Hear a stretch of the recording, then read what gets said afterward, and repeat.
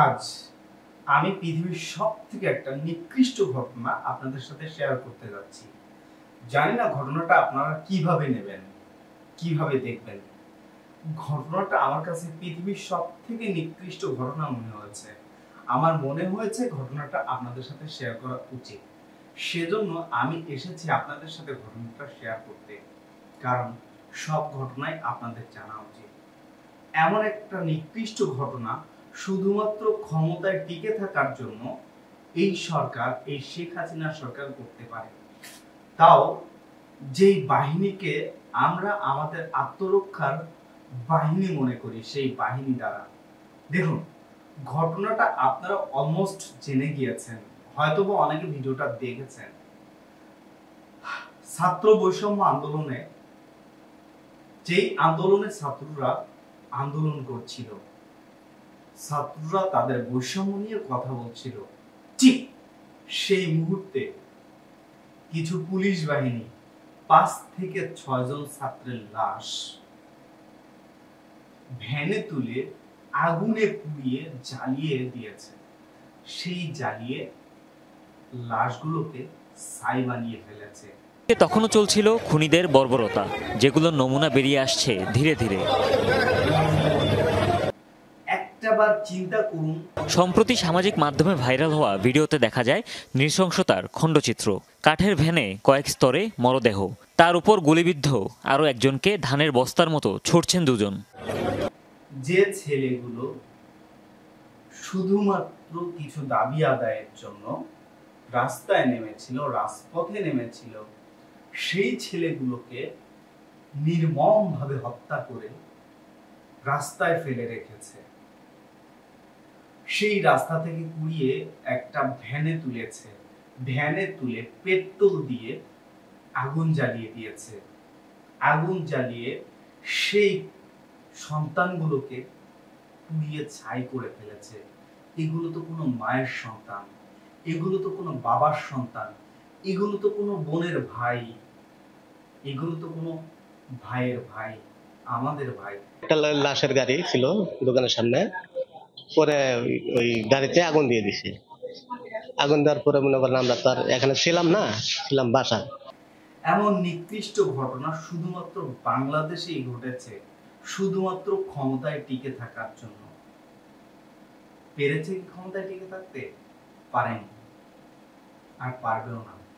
পৃথিবীতে যে মানুষ যত বেশি নিকৃষ্ট, তার পতন ঠিক ততটাই কঠিন ভাবে হয়। শেখ হাসিনা একটা কথা বলেছিল, আমি কি করেছি যে আমার বিরুদ্ধে আন্দোলন করতে হচ্ছে? আমি জানি না অপরাধটা কি ছিল আমাদের। আমি আমার পক্ষ থেকে একটা কথা বলবো, আপনি কি করেননি যার জন্য আপনার বিরুদ্ধে মানুষ আন্দোলন করতে বাধ্য হয়নি? ক্ষমতা আজ আছে, কাল নেই, কিন্তু আপনি একদিন বলেছিলেন যে আপনার শুধুমাত্র ক্ষমতা চাই। দেখবেন ভিডিওটা, দেখেন। আর আমার পাওয়ার চাই, আমি দেশে উন্নতি করতে চাই, সাফ কথা আমার। শুধু এটা বলে ক্ষান্ত হননি, তিনি আরো একবার বলেছিল যে আমার বিরুদ্ধে যদি কোনো আন্দোলন করা হয়, তাহলে আমি পানি, বিদ্যুৎ, গ্যাস সবকিছু বন্ধ করে দিয়ে বসে থাকবো। আমাকে বেশি কথা বললে সব বন্ধ করে দিয়ে বসে থাকবো, ইলেকশনের পরে যদি আসতে পারি আবার করব। কার কি করার ক্ষমতা আছে করুক, আমাকে কেউ কিছু করতে পারলে করবে। হ্যাঁ, আপনি বন্ধ করে দিয়েছেন, ইন্টারনেট বন্ধ করে দিয়েছেন, বিদ্যুৎ বন্ধ করে দিয়েছেন, আমাদের ছাত্র ভাইদেরকে গুলি করে হত্যা করেছেন। কি আপনি বলেছিলেন না কথাগুলো? শুনবেন? শুনো। আমাকে বেশি কথা বললে সব বন্ধ করে দিয়ে বসে থাকবো, ইলেকশনের পরে যদি আসতে পারি আবার করব। কে বুঝতে পারছেন আপনি কি বলেছিলেন? আপনি যেটা বলেছিলেন সেটা করেছেন, আর তার ফল আপনি পেয়ে গেছেন।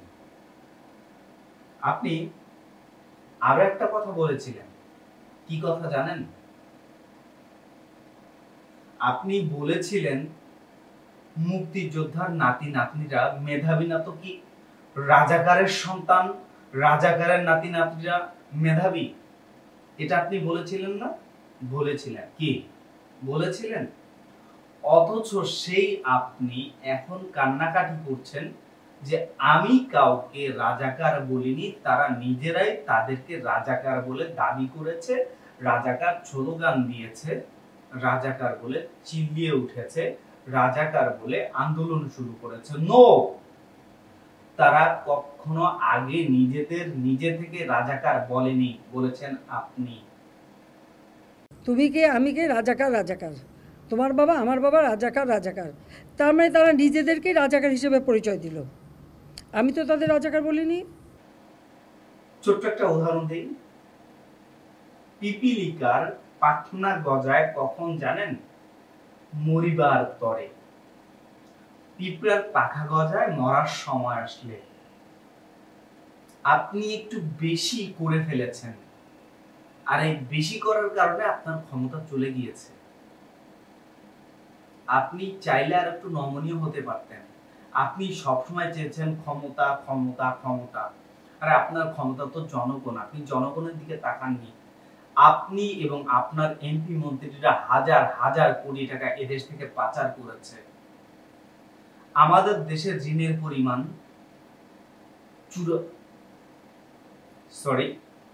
আমাদের দেশে ঋণের পরিমাণ 93 বিলিয়ন ডলার, আর আমাদের দেশ থেকে এট দ্য সেম টাইম পাচার হয়েছে 94 বিলিয়ন ডলার। বুঝতে পারছেন?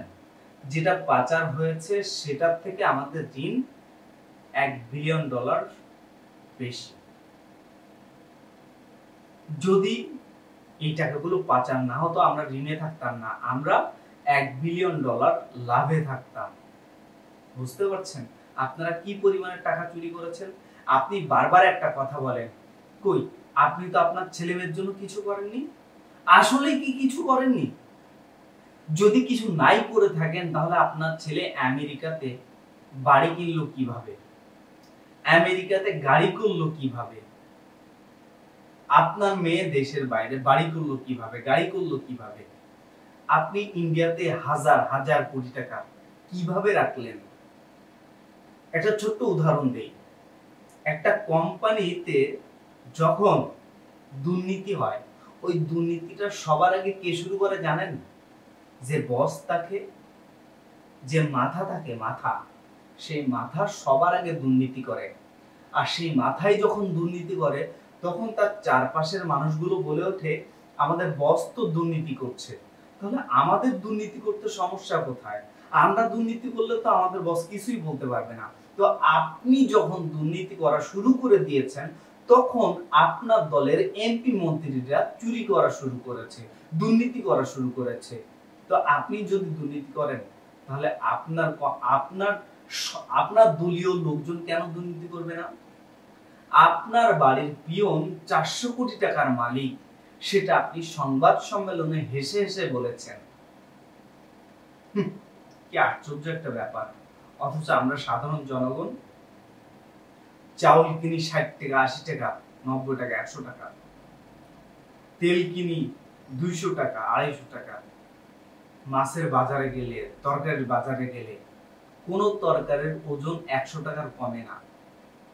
আবার জ্বালানি তেলের কথা বলতে গেলে, যেখানে 89 টাকা পেট্রোল ডিজেল অকটেনের দাম ছিল, আপনি 1 লাফে করে দিলেন 135 টাকা। এই যে কোটি কোটি হাজার হাজার কোটি টাকা এই তেল থেকে নিলেন, এই টাকা কি করলেন আপনি?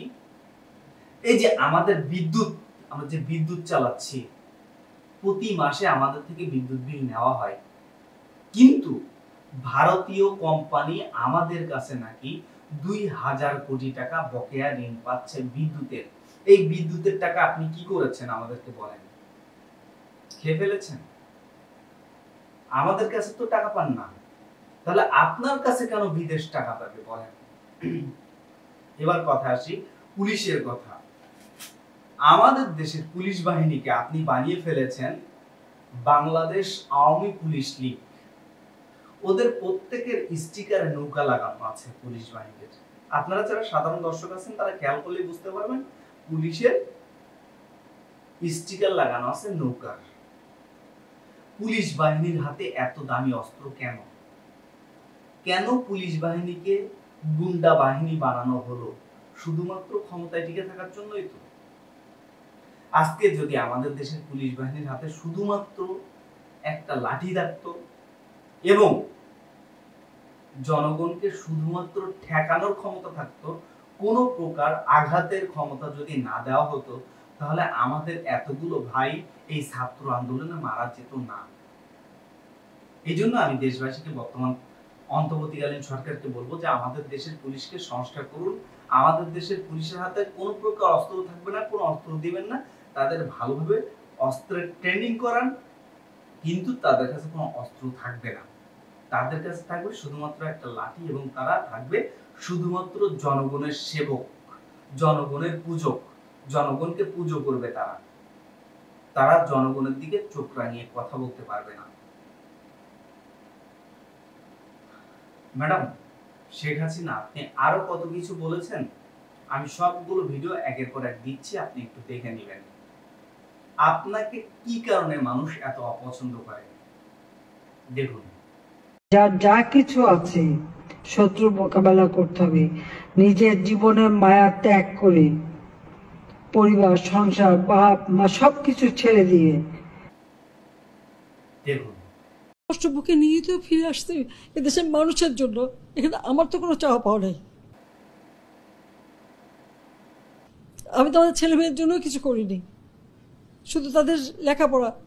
নিজেরাই চাকরি করছে, নিজেরাই পড়েছে, আমি কতটুকু করতে পেরেছি। দেখুন, আর বেশি আমাকে বেশি কথা বললে সব বন্ধ করে দিয়ে বসে থাকবো। তাহলে আমি বিদ্যুৎ কেন্দ্র বন্ধ করে দিই, পানি দেওয়া বন্ধ করে দিই, সার বন্ধ করে দিই, সব বন্ধ করে বসায়।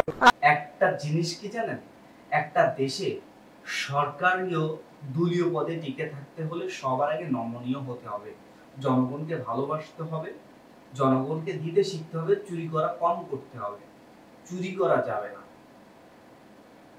আপনি যে গদির উপরে বসে আছেন, যে টাকার উপরে বসে আছেন, যে খাবারের উপরে বসে আছেন, সেই খাবারটা আমাদের, সেই টাকাটা আমাদের, সেই গদিটা আমাদের। আমাদের মাথার উপরে বসে আমাদের মাথায় কুড়াল মারছেন। ছি, লজ্জা লাগে না? আমার তো এখন ঘৃণা লাগছে যে আপনি আওয়ামী লীগ নামক একটা দলের সভাপতি। আপনার লজ্জা হওয়া উচিত, আপনার সুইসাইড করা উচিত। আমি জানি না আপনার কি হবে, আপনার সুইসাইড করা উচিত। আর কোনো পারিবারিক রাজতন্ত্র বাংলাদেশে কায়েম করতে দেওয়া যাবে না। এই পারিবারিক রাজতন্ত্র থেকে আমাদের বেরিয়ে আসতে হবে, এটা সব থেকে বড় কথা। সবাই এটাই চেষ্টা করবেন, তাহলে দেখবেন আমাদের সবকিছু ঠিক হয়ে গেছে। আজকে ভিডিওটা এই পর্যন্তই, দেখা হবে অন্য একটা ভিডিওতে। আসসালামু আলাইকুম।